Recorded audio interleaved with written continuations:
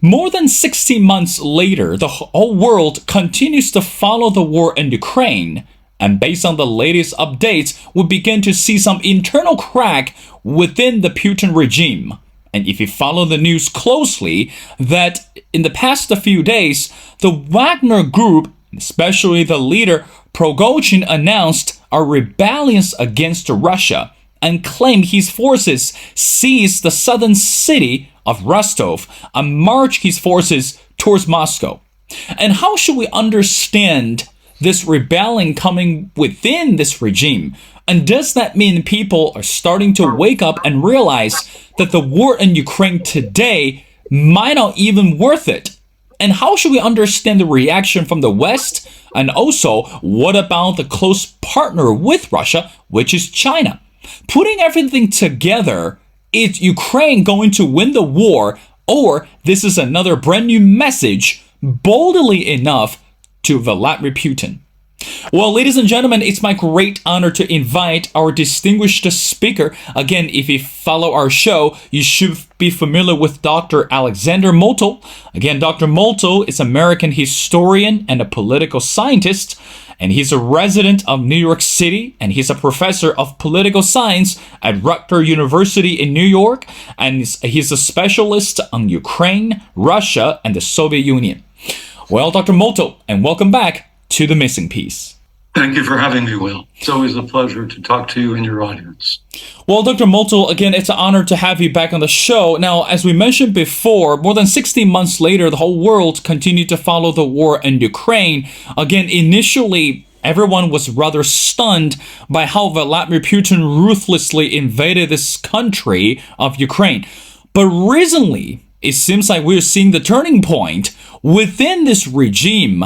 This Wagner Group leader announced this rebellion against Russia. Of course, initially we got the reaction from Putin. He called it the treason. And also he claimed that anyone betrays the country or anyone betrays his political ambition are going to face serious punishment. Dr. Moltl, let's get to the first question. How should we understand the recent rebellion from the Wagner Group? And also, how should we understand the reaction from Putin? And most importantly, as we asked the question before, is this the indication towards the end of the war in Ukraine? What do you say to that? Well, let me start with the observation that we, of course, don't know exactly what happened. We don't really know what were Prigozhin's motivations. Was he really intent on staging a coup d'etat? Was he simply marching on Moscow so as to make a point? Was he acting alone? Was he acting together with other elites? There's all sorts of speculative theories. Most of them make sense, which is another way of saying we don't know. But there are certain things that we do know, and those are striking. One is his troops were able to seize control of Rostov very easily. Now, Rostov happens to be a center of the Russian armed forces. It's a very important command and control center. It's a very important logistics center. So he was able to win control over Rostov without encountering any opposition, or just about any opposition, from the local forces. He also encountered no opposition from the local militia, the police, the National Guard. Now, had they intervened, there would have been a serious conflict. And if the Air Force had been introduced, Prigozhin would have been destroyed. So what this suggests is that there was no order from above to resist Prigozhin. The same thing happened as he marched north. His tanks were arrayed in a column, and had the Russian military wanted to destroy the tanks, it could easily have done so. But it didn't. Now, what does that mean? It's hard to, we don't know. One possibility is that he had support within the military, and that they were either trying to stage a coup or simply make look Putin weak. What we do know for certain is that Putin has been weakened by this, because the mere fact of a mutiny, the mere fact of an attempted coup, shows, as you suggested in your introductory comments, that there are serious issues and tears and fragmentations within the Russian elite. This is not a monolithic regime. It's a regime that is divided, not necessarily even into two parts. It could be 3, 4, possibly even 5 parts. And it's clear that Putin is the loser. It's not clear that Prigozhin is the winner. We don't know who won, but we know who lost. It's Putin. Very insignificantly, keep in mind that in order to defuse the crisis, it wasn't Putin who negotiated with Prigozhin. It wasn't one of his men. It was Lukashenko, the president of Belarus. Lukashenko, until now, has become the vassal of Putin. He's become his water boy, so to speak. He's become his servant. Suddenly, the servant saves the master. Again, we don't know who called Lukashenko. Did he volunteer his services? We just don't know. But we do know that he seems to have played a critical part. And it wasn't Putin who did this. It wasn't his people. It was Lukashenko, the servant vassal. We also know the following, that less than half of the Security Council came out in support of Putin during the crisis. The other participants, the other members of the council, kept quiet, which again suggests that they are, let's say, minimally enthusiastic about Putin. Perhaps some of them were even hoping that Putin would leave. So what we can conclude for certain is that Putin has become weaker, that the regime has serious cracks, and it's now quite possible that the opposition to Putin will grow, and that he may in fact be ousted relatively soon. Because put yourself in the position of Russian elites. They know that the war has become a disaster. They know that the economy has become a disaster. They know that Putin has no solutions to the problems of the country or the war. And they see that he's become even weaker. They have to start thinking, do we now retain our support of Putin, who is declining and possibly on the way out? Or do we try to fix this? Or do we try to align ourselves with whoever happens to be in the opposition to Putin? These are all the preconditions that usually exist when a coup d'etat takes place. Now, we don't know whether this will take place, but the fact that this mutiny occurred and that Putin has become weaker does mean certainly that the likelihood of a coup d'etat has now increased significantly. So we shouldn't be surprised if this becomes even more difficult for Putin. What are the implications for the war? Well, clearly they're good for Ukraine and they're negative for Russia. We've seen several things. For one thing, the divided leadership. We don't know what the result of that will be. It could be that Putin leaves. It could be that Prigozhin returns. It could be that Naryshkin or one of these other people assumes the helm. We just don't know. But we do know that there will be increasing instability, confusion, and disagreement within the political elite. That means that they will have greater difficulty agreeing on what to do with regard to the war. That is good for Ukraine. That is bad for Russia. It's also true, and this again we know, that when you have an army, a private army within a country, and here I'm talking about the Wagner Group, which consists of 25,000 people, whose leader has started a mutiny.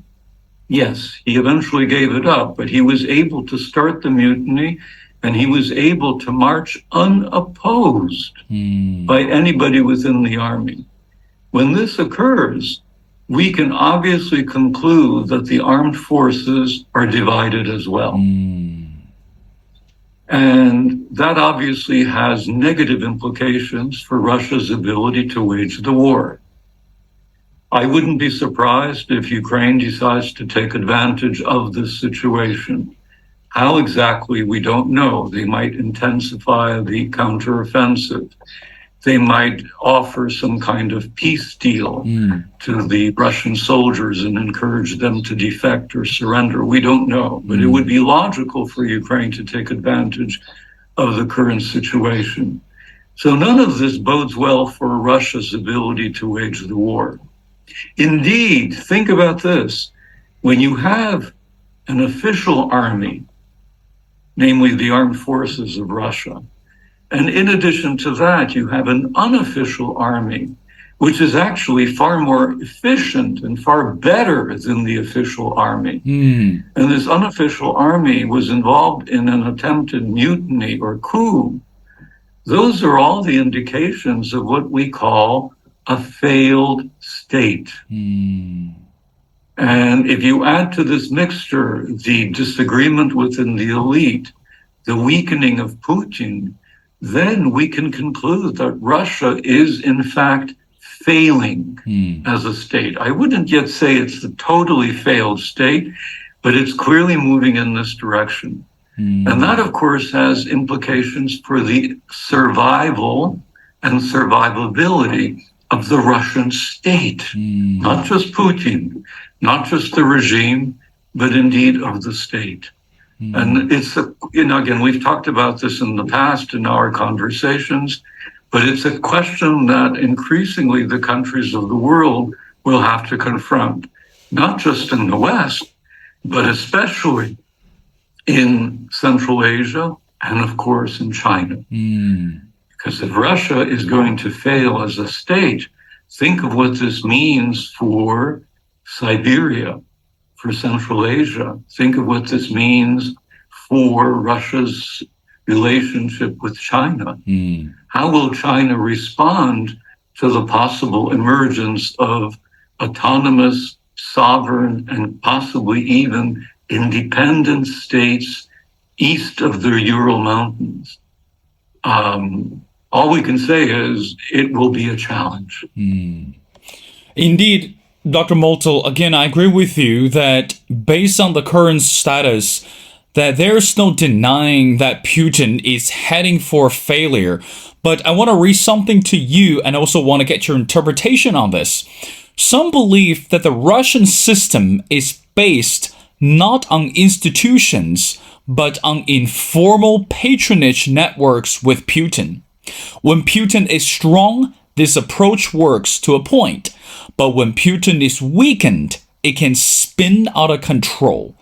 Dr. Moltl, how much would you agree with that? Because we know, again, despite what you said, that Russia today, it's a failing state, and also Putin, there's no doubt, is going to be accountable for his ruthless and also inhumane behaviors. But again, going back to the statement that this current Russian system is not built upon, or it's not based on institutions, but it's informal patronage network. So in other words, this pledge to loyalty, and also this pledge to dedication, unshakable faith in Putin. So if Putin goes down, it will completely spin out of control.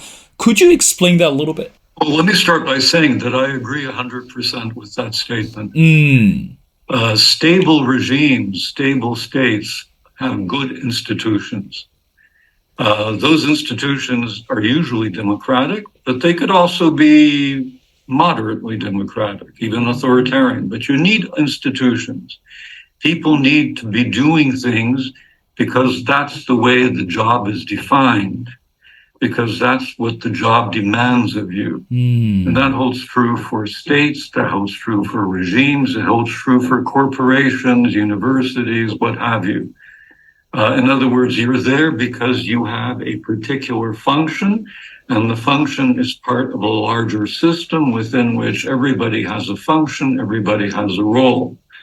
Now, of course, even in institutionalized systems, there's always some kind of personalized networks, but they happen to be relatively small, and you fulfill roles.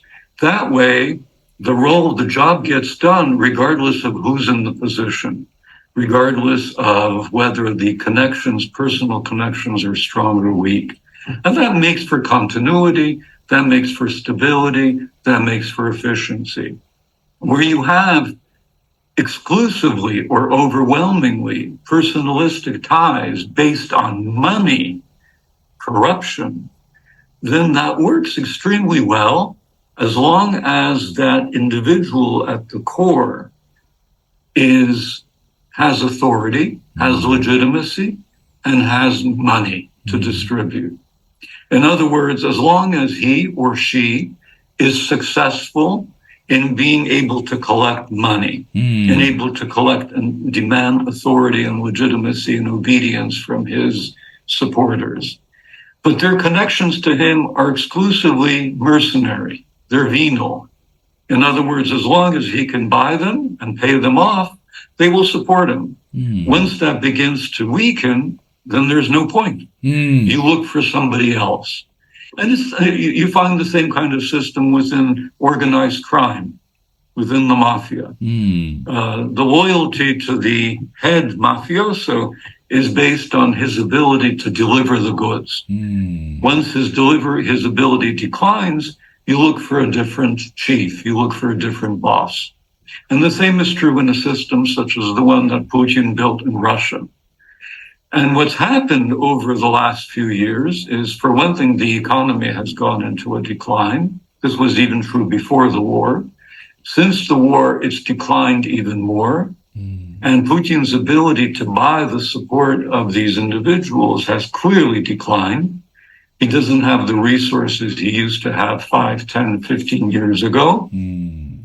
His authority has also declined. He's no longer the vigorous, wise, all-powerful leader. He looks ill. He is ill. He's clearly confused. He doesn't seem to know what he wants and what to do. And that means, as you said, that his ability to hold these people together in one group, to keep them loyal to his system, is beginning to fray, is beginning to fall apart, is beginning to decay. And the mutiny by Prigozhin has only enhanced that, has lessened his ability to demand loyalty. And of course, again, it makes perfect sense for the Russian elites, whether political or economic, to start looking around for someone else to be the chieftain, to be the distributor of the wealth. And that gives us some hope, because they understand, I think increasingly, if not completely, that the primary problem that Putin has, and that has undermined his authority and has undermined his ability to deliver the goods, is the war. The war has led to this catastrophe for the economy and for the political system, and of course for Putin.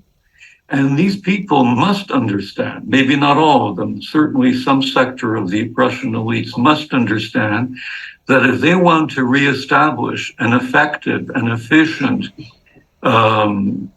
corrupt system of the kind that existed before, they need to revive the economy, they need to end the sanctions, they need to remove Putin. In a word, they need to end the war.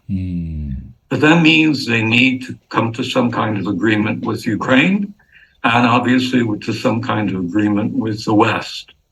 So there is hope in this that the war might, again, there's hope only, that the war might be ending precisely because Putin's system is, as you say, imploding. It's collapsing onto itself. And then the question is, if and when it implodes, and it will, it's going in that direction, what will happen with the successors to Putin? And many Russian analysts, by the way, believe that even if the radical nationalists come to power, they will understand that the only way Russia can survive is if Russia ends the war. And that, as I said, that gives all of us hope that there may be a light at the end of this terrible, dark tunnel. Well, again, Dr. Molto, it's good that we can see there's hope because no one would like to see the continuation of the war. Now, I want to move on to the next question. Go back to the person is Lukashenko.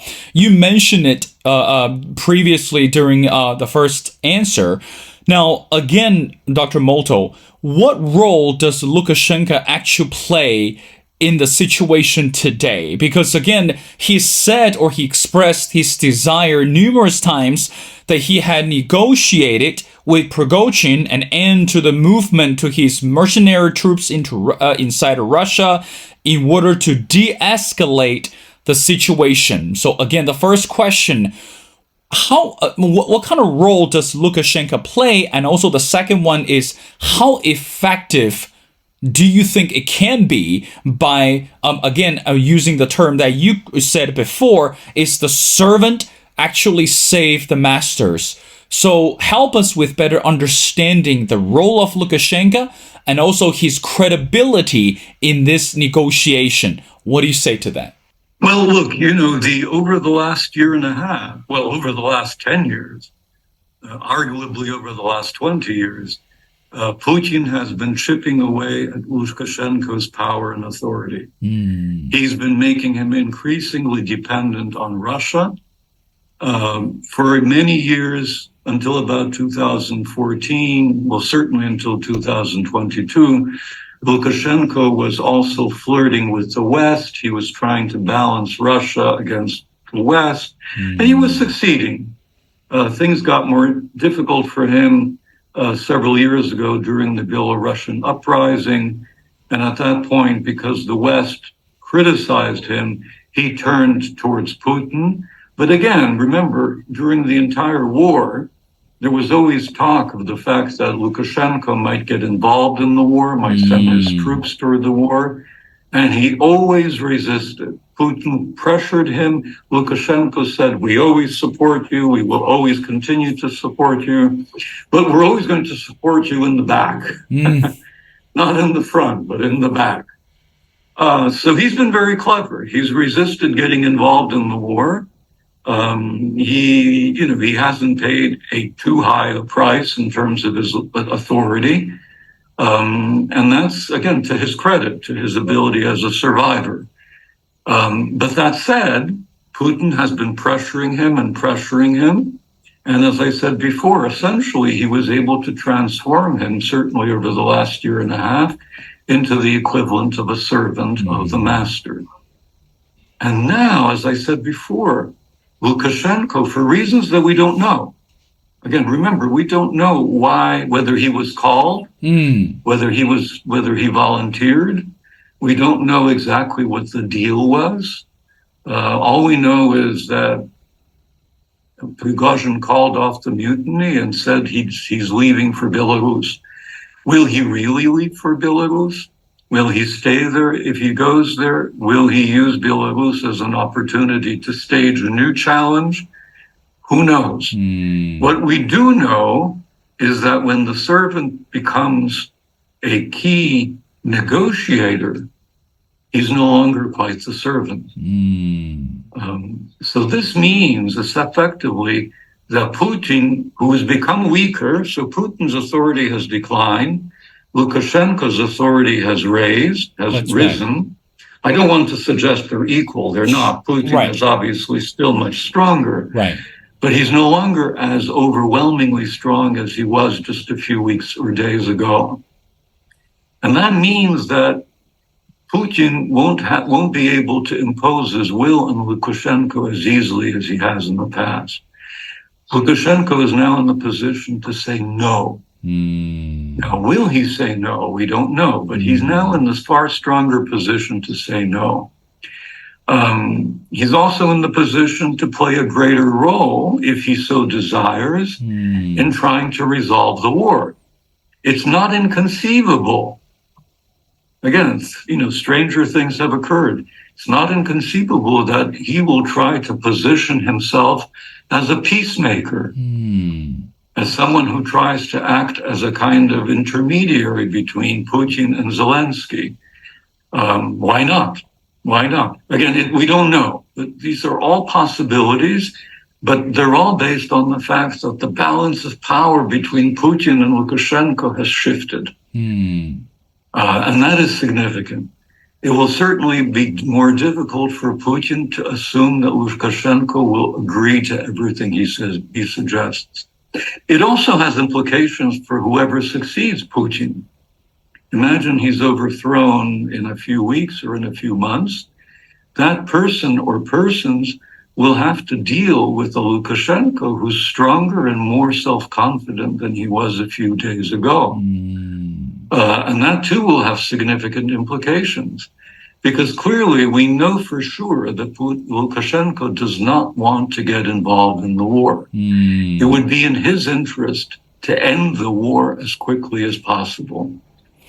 And if he's in a stronger position, he could actually have some role to play in persuading the new Russian elite to end the war on terms that would be favorable, well, at least to Ukraine and Belarus. So it's all possible. All of these possibilities are now there.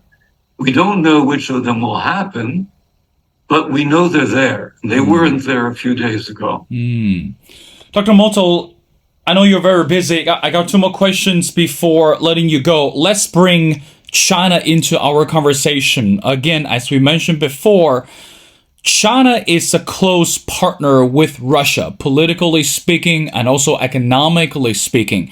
The Chinese leaders so far, since the war in Ukraine took place, met up with Vladimir Putin virtually and also in person during the numerous occasions. Now, I want to read something to you, and let's analyze the role of China.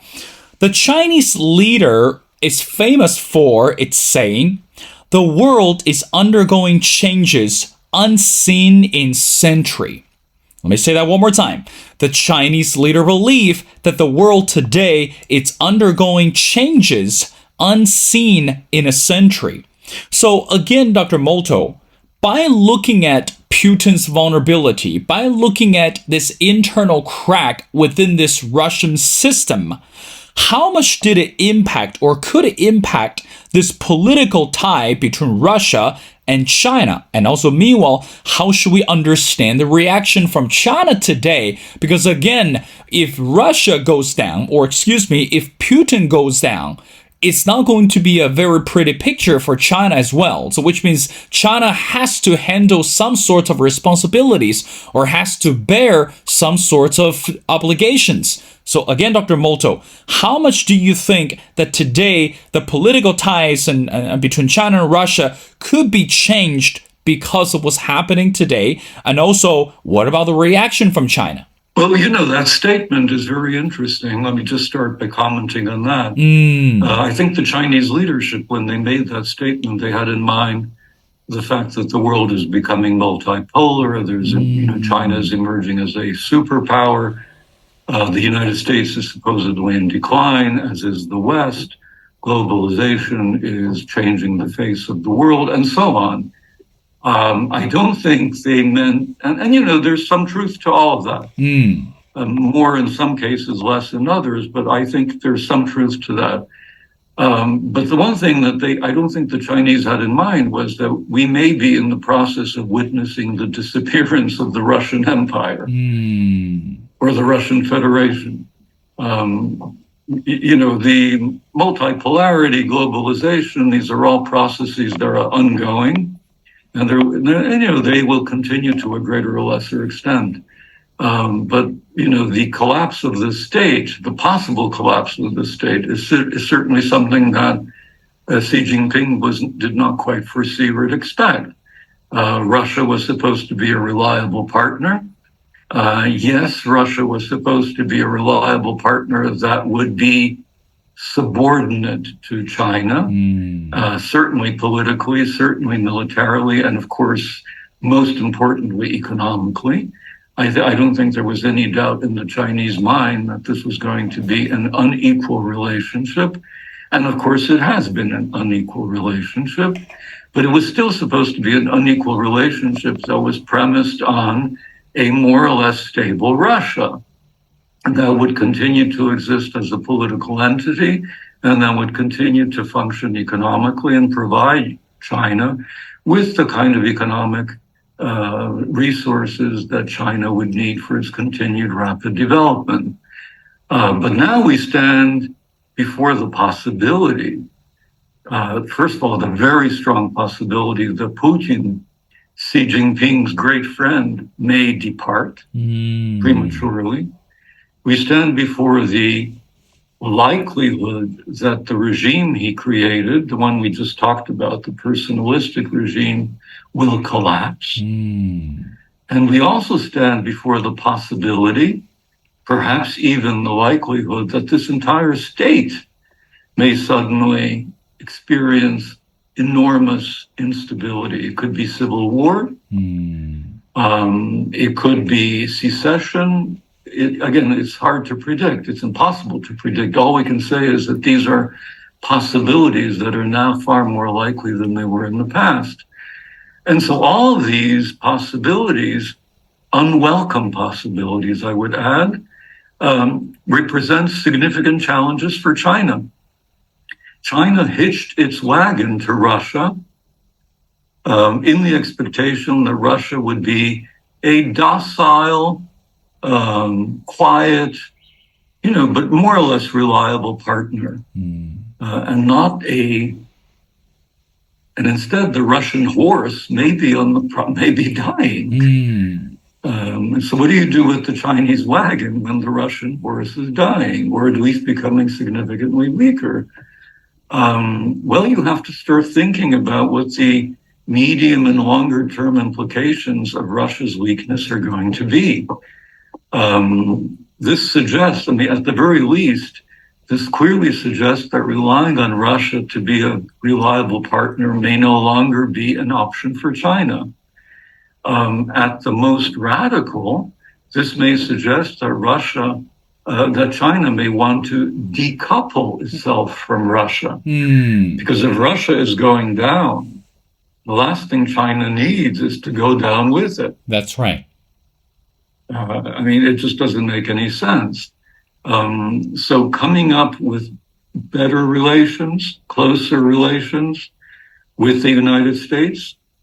Anthony Blinken just visited China. That's right. Right? This begins to make more sense.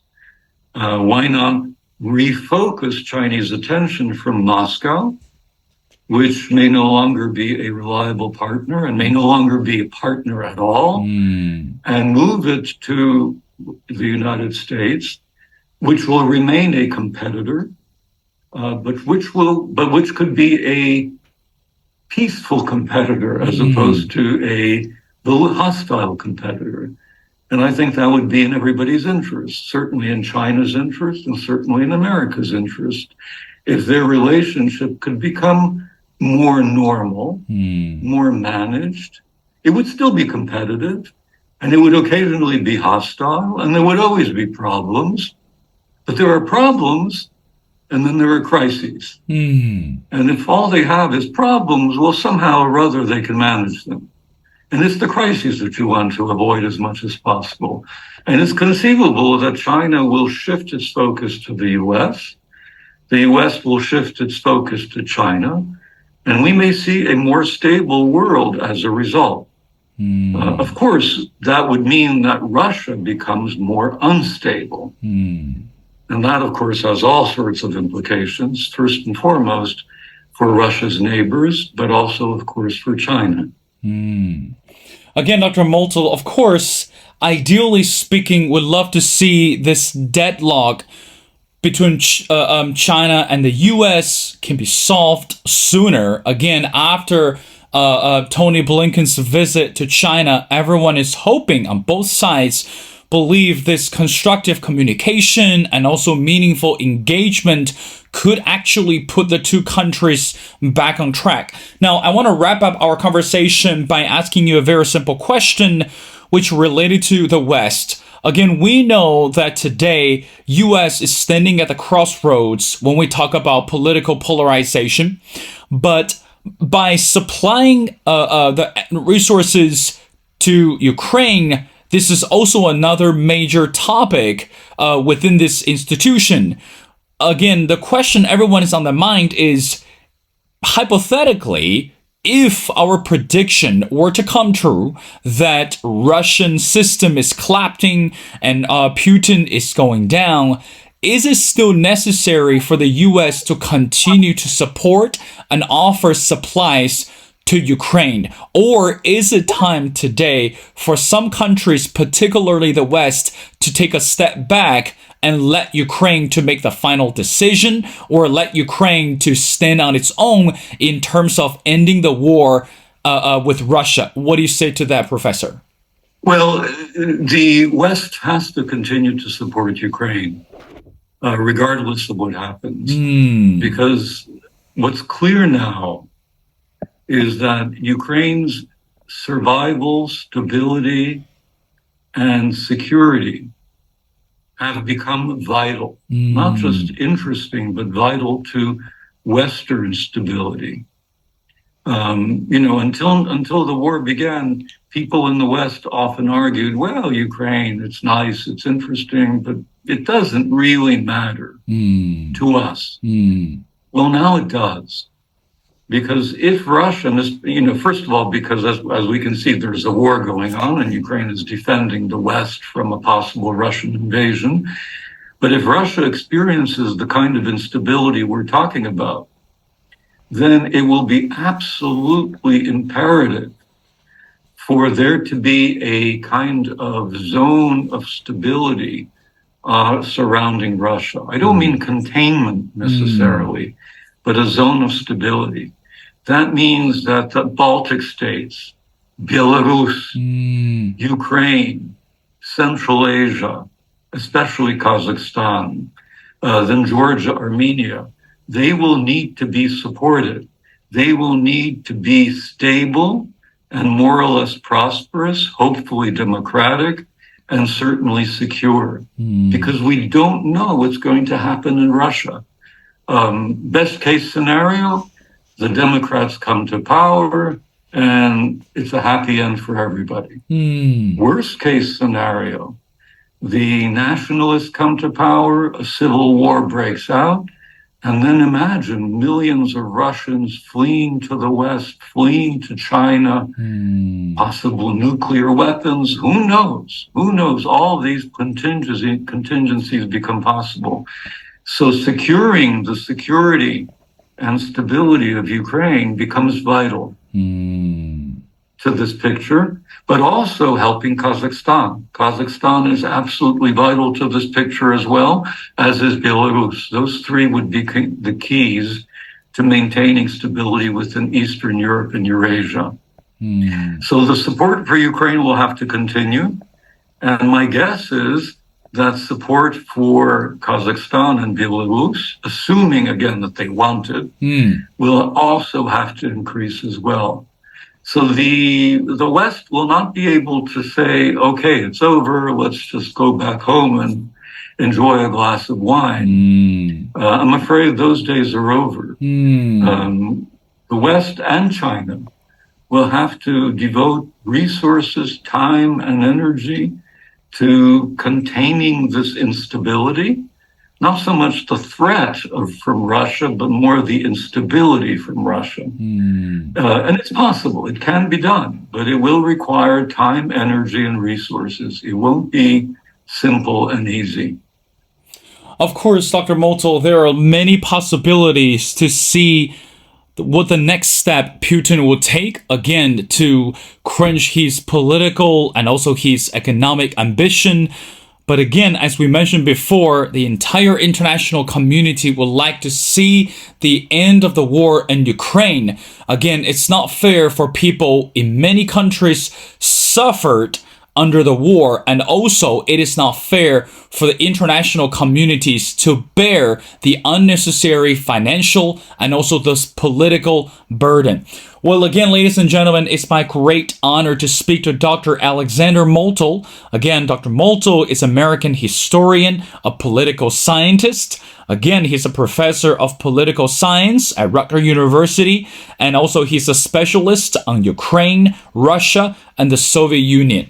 Well, Dr. Motul, thank you so much for your time, again, for your insights, and help us with all the latest updates in Ukraine and also regarding the war in Ukraine. But again, really appreciate and love to have you back on the show. And again, always give us more insights and helpful analysis. So thank you so much for doing this.